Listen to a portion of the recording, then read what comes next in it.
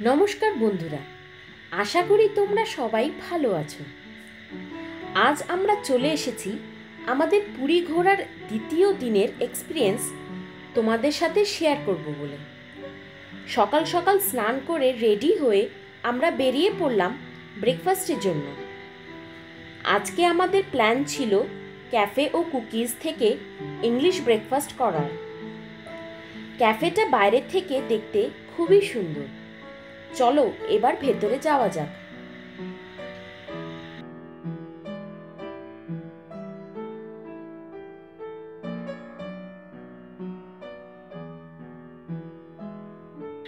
এখানে এসে আমরা অর্ডার করে দিলাম একটা ব্রেকফাস্ট প্ল্যাটার স্যান ম্যারিনো।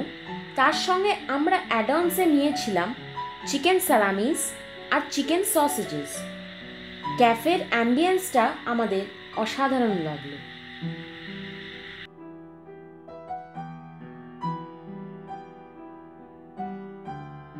এখানে তোমরা ব্রেকফাস্ট করতে করতে সমুদ্রের একটা সুন্দর ভিউ এনজয় করতে পারবে। একটু চারিদিকটা দেখতে দেখতেই আমাদের ব্রেকফাস্টটা দিয়ে গেল। খাবারের টেস্টটা আমাদের বেশ ভালোই লাগে। তোমরাও যারা ইংলিশ ব্রেকফাস্ট করতে পছন্দ করো, এখানে অবশ্যই পারলে একবার এসো। এবার তাহলে তোমাদেরকে এই ক্যাফেটার লোকেশনটা বলি। এটা হচ্ছে মেইন পুরী বিচ থেকে একটু দূরে লাইট হাউস ছাড়িয়ে হোটেল ড্রিমল্যান্ডের একদম পাশেই। আজ আমরা প্ল্যান করেছিলাম ব্রেকফাস্টের পর একটু সাইট সিইংগুলো ঘুরতে যাব, আর আগের থেকে আমাদের গাড়িও বলা ছিল, তাই চটপট খাওয়া দাওয়া সেরে আমরা বেরিয়ে পড়লাম।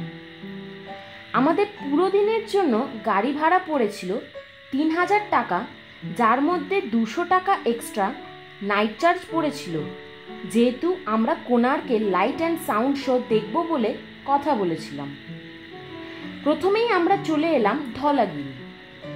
পার্কিং থেকে বাকিটা রাস্তা আমাদেরকে হেঁটেই উঠতে হলো, আর রাস্তাটা বেশ অনেকটাই স্টিপ ছিল। ওপর থেকে চারিদিকটা বেশ সুন্দর লাগছিল দেখতে।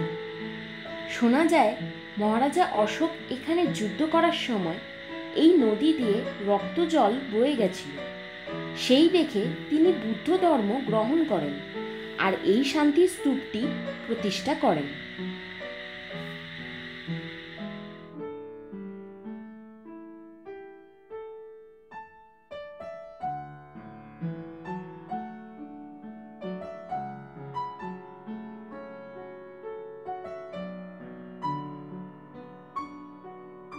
এখানে যেহেতু রেনোভেশনে কাজ চলছিল, তাই স্তূপটির খুব একটা ভালো ছবি তুলতে পারিনি। এখানে লাইট অ্যান্ড সাউন্ড শোয়েরও ব্যবস্থা আছে দেখলাম, তবে যেহেতু আমরা দিনের বেলায় এসেছি তাই আর দেখার সুযোগ পেলাম না। চারিদিকটা সাদা মার্বেল পাথর এবং সাদা রং দিয়ে সাজানোর কারণে খুব সুন্দর লাগছিল, আর মনের যে সব ক্লান্তি ছিল দূর হয়ে গেল। এরপর আমরা চলে এলাম লিঙ্গরাজ টেম্পলে।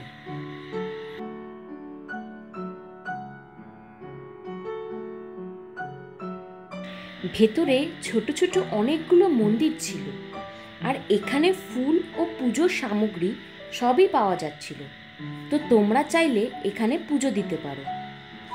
ভেতরে যেহেতু ফোন অ্যালাউ ছিল না, তাই তোমাদের সঙ্গে মন্দিরের ভেতরটা শেয়ার করতে পারলাম না।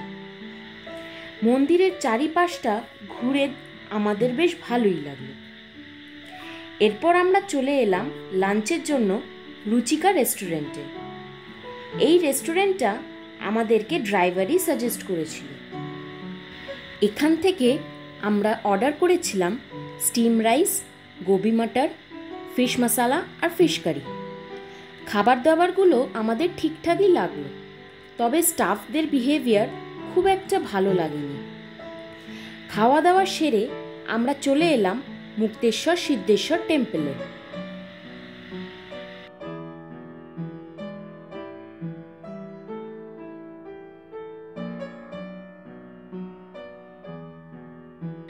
এই মন্দিরগুলোর ডিজাইন এত সূক্ষ্মভাবে তৈরি, দেখে যেন মন জুড়িয়ে যায়।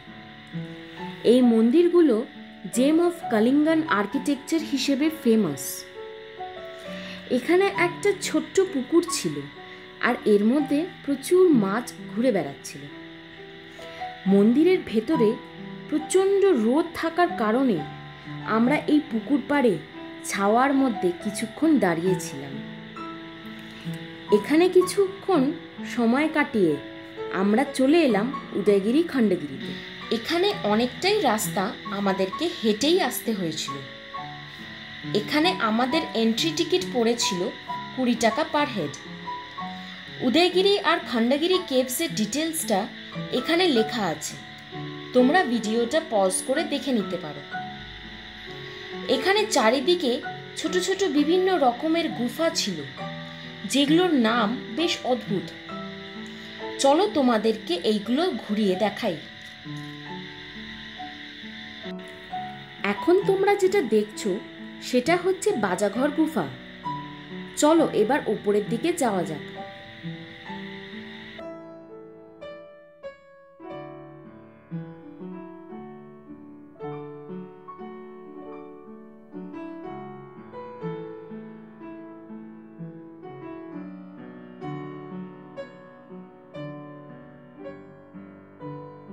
তোমরা এখন যে গুফাটা দেখছো সেটাকে বলা হয় গণেশা গুফা।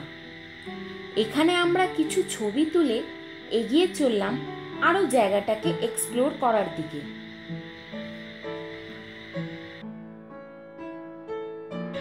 এখন তোমরা যেটা দেখছো সেটা হচ্ছে হাতি গুফা।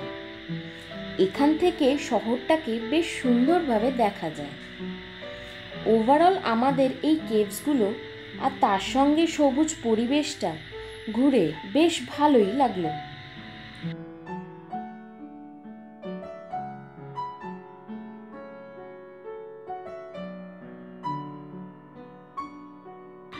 এখানে কিছু ছবি তুলে আমরা চলে এলাম পাশের হিলসে, যেখানে দিগম্বর জৈন টেম্পল ছিল। এখানকার পাহাড়ে ওঠার সিঁড়িগুলো বেশ চড়াই, তাই উঠতে বেশ অনেকটাই কষ্ট হচ্ছিল।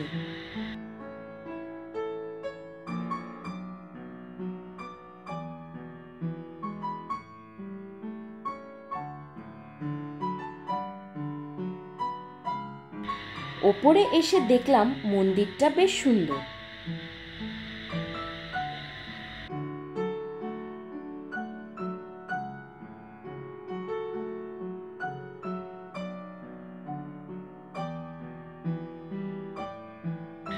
এখানে কিছু সময় কাটিয়ে আমরা বেরিয়ে পড়লাম কোণার্ক টেম্পলের দিকে। যেহেতু আমাদের প্ল্যান ছিল কোণার্কে লাইট অ্যান্ড সাউন্ড শো দেখার, তাই আমরা এটাকে সবার শেষে প্ল্যানের মধ্যে রেখেছিলাম। এখানে এসে দেখি লাইট সাউন্ড শো এর জন্য বিশাল লাইন পড়েছে। কোনো রকমে আমরা সেকেন্ড শো এর 2টো টিকিট পেলাম। তোমাদের বলে রাখি, এখানে 2টো শো চলে। ফার্স্ট শো শুরু হয় 7:30 থেকে 8:10 অবধি, আর সেকেন্ড শো শুরু হয় 8:30 থেকে 9:10 অবধি। তাই তোমরা যদি এখানে শোটা দেখতে চাও তাহলে আগে থেকে ড্রাইভারের সঙ্গে কথা বলে এসো, না হলে অনেক সময়ই ওরা ঝামেলা করতে পারে। যেহেতু আমাদের শোয়ের টাইমিংটা দেরিতে ছিল, তাই আমরা 2টো নর্মাল টিকিট কেটে কোণার্ক সান টেম্পলে ঢুকে পড়লাম জায়গাটা একটু ঘুরে দেখার জন্য।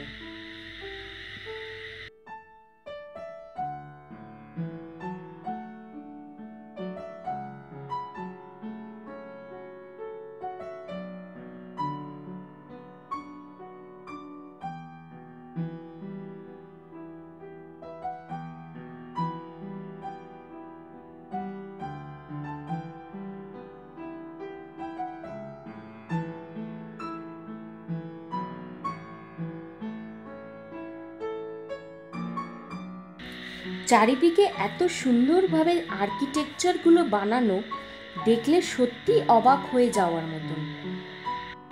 সন্ধেবেলায় আমাদের খুব একটা ভালো ছবি আসেনি, তাই এখানে আলো থাকতে থাকতে এলে খুব সুন্দর ছবি তোলা যায়। যেহেতু ফার্স্ট শো এর টাইমটা প্রায় হয়েই এসেছিল, তাই সবাইকে এখান থেকে বেরিয়ে যাওয়ার জন্য অনুরোধ করছিল। কিছুক্ষণ বাইরে অপেক্ষা করার পর আমরা শো দেখার জন্য ভেতরে প্রবেশ করলাম। এখানে আমাদেরকে একটা করে হেডফোন আর একটা চ্যানেল চেঞ্জ করার ডিভাইস দিয়েছিল। এখানে 3 রকমের ল্যাঙ্গুয়েজে শোটা দেখানো হয়, হিন্দি, ইংলিশ আর উড়িয়া, যেটা এই ডিভাইস থেকে সিলেক্ট করা যাবে।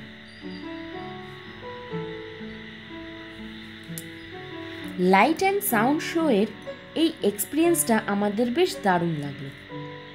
তোমাদেরকে অবশ্যই রেকমেন্ড করব, যদি সুযোগ হয় তো এটা দেখার জন্য। এরপর আমরা হোটেলে ফিরলাম আর আমাদের পান্ডা জগন্নাথ দেবের মহাপ্রসাদ দিয়ে গেছিল, তাই তাড়াতাড়ি ফ্রেশ হয়ে বসে পড়লাম খাওয়ার জন্য। আমাদের মহাপ্রসাদের মধ্যে ছিল 2 রকমের অন্ন, একটা তো মিষ্টি অন্ন আর একটা ঠিক বুঝতে পারলাম না, তবে খুব ভালো লাগলো। তোমরা যদি কেউ জানো তাহলে কমেন্ট সেকশনে জানিও। তার সঙ্গে ছিল মালপোয়া, রাবড়ি আর শুকনো খাজা। শুনেছি মহাপ্রসাদ নাকি মাটিতে বসেই খাওয়া উচিত, তাই আমরা মাটিতে বসেই গ্রহণ করলাম। টেস্টটা নিয়ে আর কি বলবো, তোমরা তো সবাই জানো এই মহাপ্রসাদের কোনো তুলনাই হয় না। আজকের মতন এইটুকুই, আবার দেখা হচ্ছে পরবর্তী পর্বে।